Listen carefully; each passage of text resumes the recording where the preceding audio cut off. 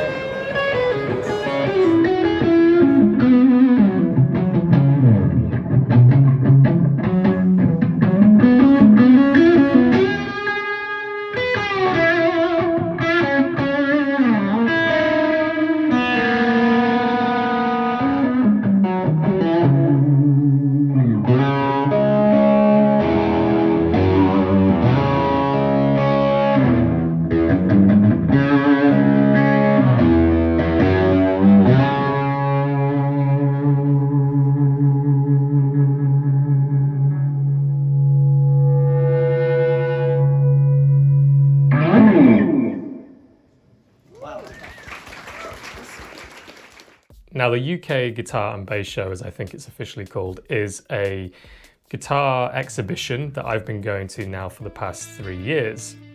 But this is the first time I've done a video documenting my highlights, and it's not a video talking about everything that I've seen. I've just cherry-picked a few of those bits of gear and experiences that I had that really stood out. So where are these made again? So he's based in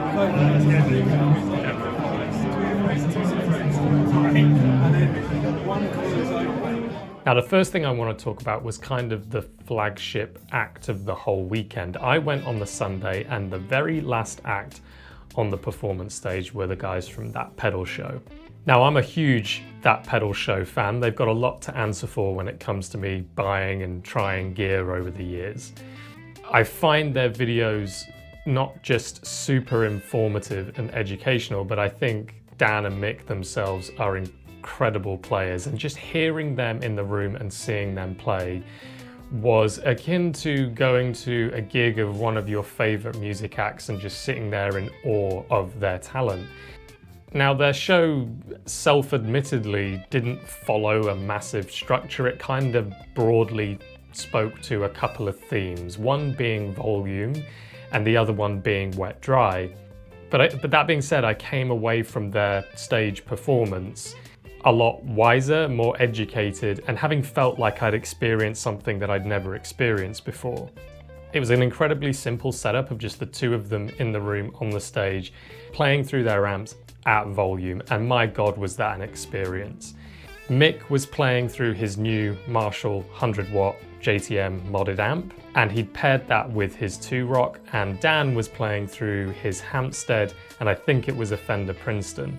Not only was it just that really visceral physical experience of hearing those two guys play a volume, it became apparently clear just how much control they had playing those rigs in actually quite a small room. It sounds obvious to say, but they're obviously very familiar playing in those spaces at those volumes, but that was my main takeaway. Playing at volume in a room and the kind of control and discipline that that takes. And you know, the biggest thing that stood out to me was something that Dan said during the performance, which was, loud is not the enemy, shit tone is the enemy.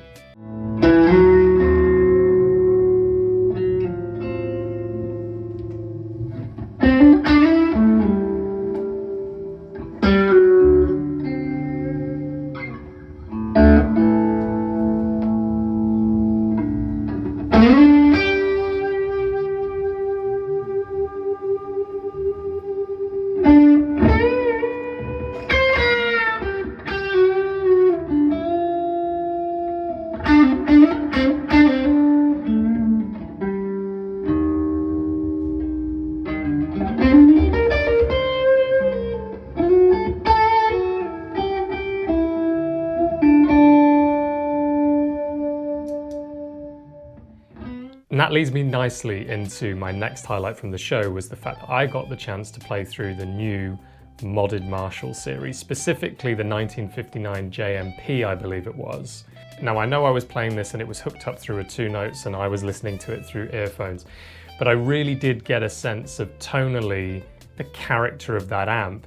And I did get the chance to try out a few of those mods on that amp, and They mainly come in the form of a couple of dip switches. I think one is a bright cap, but being able to just play around with that was pretty cool.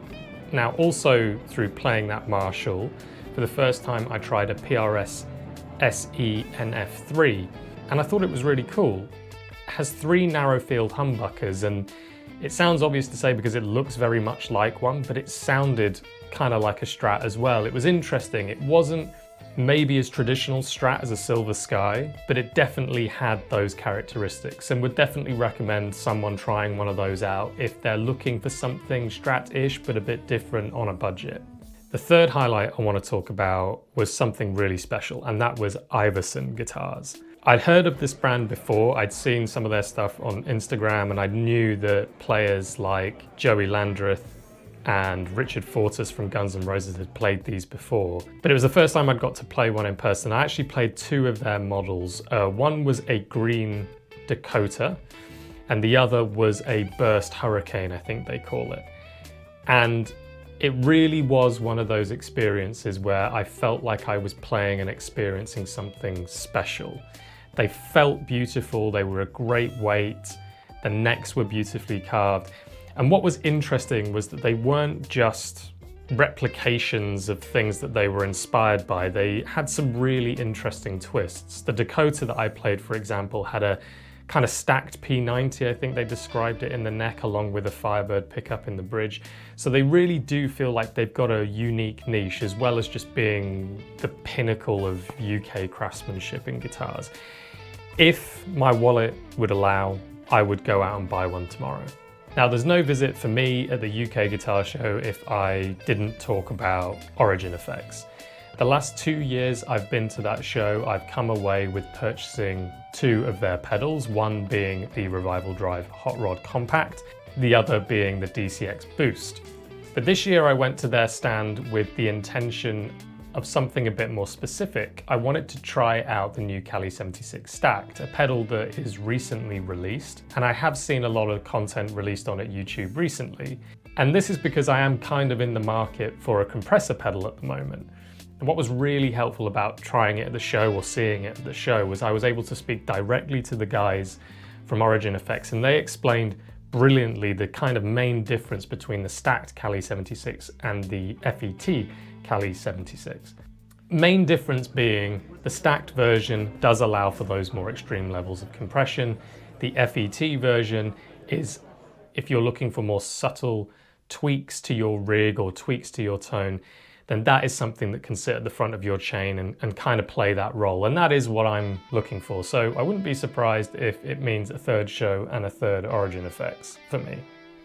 The final kind of main highlight I want to talk about is Hello Sailor Effects. This is a brand that I think I've come across before. I think I've seen their pedals before, but never tried them.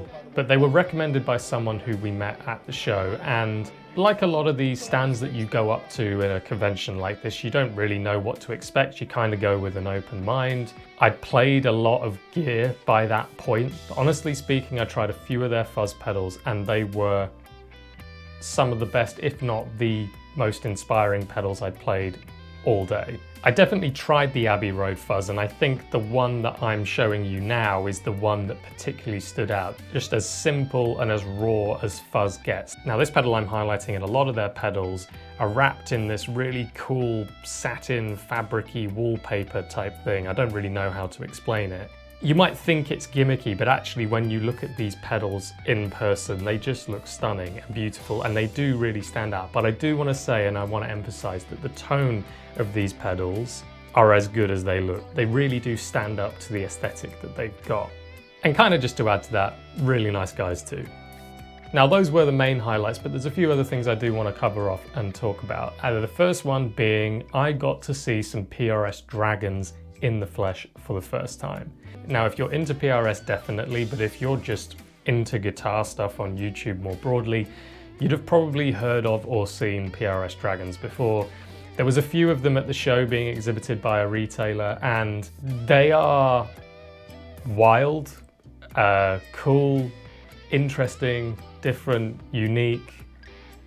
Words can't explain what they're like in person, really. Now, I'd have to remortgage my house and probably win the lottery to ever be able to buy one of these, but even for me, they're probably just a bit much. The craftsmanship is out of this world. It's stunning, it's amazing. It takes your breath away, honestly, when you look at them up close. You can just see every little intricate inlay that are part of what make up a work of art, really. But are they instruments you'd want to play? I don't know, but it was great to see them anyway. And again, kind of a ritual for me at the UK Guitar Show every year is going to see the guys at the Thorpy stand. Really, really nice people, and they've always got something new to show, and they've always got something new to tease. And the last couple of years, they have given away a lot of information on upcoming releases that you wouldn't be able to find out anywhere else. Last year, they teased the release of Chris Buck's Electric Lightning dual drive pedal, and I got to try that for the first time this year, and it was, again, beautiful. Really responsive, really clean, extremely dynamic. And something I didn't realize is that the boost side of that pedal is pretty much the same boost that's in the Dane. Obviously a pedal I've waxed lyrical about for years. And when I was talking to them about it, I did kind of highlight the boost and say, this is really cool, this is really amazing, like it feels beautiful. And they explained that it was the same boost as in the Dane, and then, yeah, of course, it's a pedal I love. On the subject of pedals, Source Audio, they had a huge pedal board there. It was probably the biggest pedal board I've ever played through in my life. And I ended up playing sort of 3, 4, 5 of them and just getting lost in this ambient soundscape. Ones that particularly stood out were the Collider delay and reverb, the Ventris dual reverb, and I believe it's called the C4 Synth. You could just have hours of fun just playing around with different wild settings on each of those pedals and just come up with something truly unique. Final two things, not guitars, not pedals, not amps, the GigRig Pedalboards. Those guys at the GigRig probably had the busiest stand at the show on the whole Sunday and probably the whole weekend. Obviously, they've just announced the launch of their new pedal boards. I spoke to the guys that do the podcast, super friendly dudes, really knowledgeable, really passionate, and they were more than happy to talk me through the new pedal boards that they just released, in particular the large version, because I love my new pedal board. I think the pedal train that I've got is great, it does the job, but there's certain design subtleties about the GigRig pedal boards that I think I could really benefit from. The thing that stood out from seeing them up close in particular was how lightweight they are. Extremely strong and sturdy, but super light. And they've got a lot of really interesting functionality with the different levels they've got to it, or the different shelves that they've got to it. So would strongly recommend checking that out if you're in the market for a new board.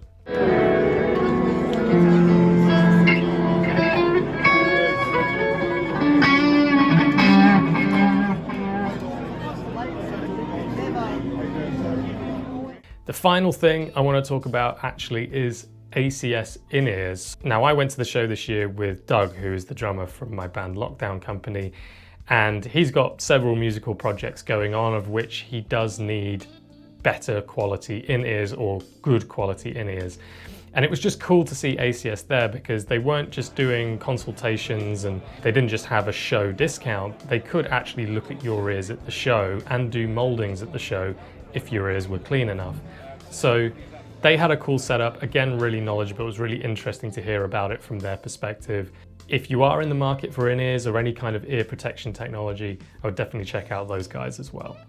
So yeah, that's my whistle-stop highlights of this year's UK Guitar Show. I do just want to say on a broad level, this is a really great guitar convention to go to if you're just a gearhead. It's good enough to spend a good 3-4 hours there and see and try and play lots of things and speak to lots of very passionate people. But it's not too big that you can't make your way round in a reasonable amount of time.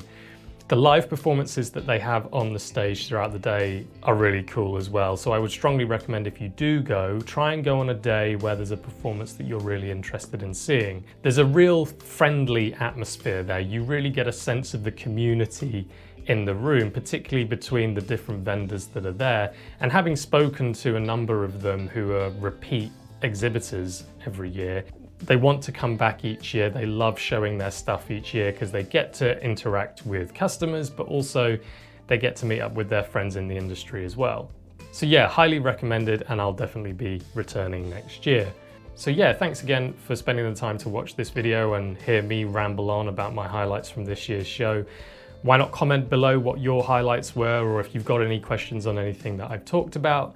Please like, subscribe, and until next time, I'll catch you later.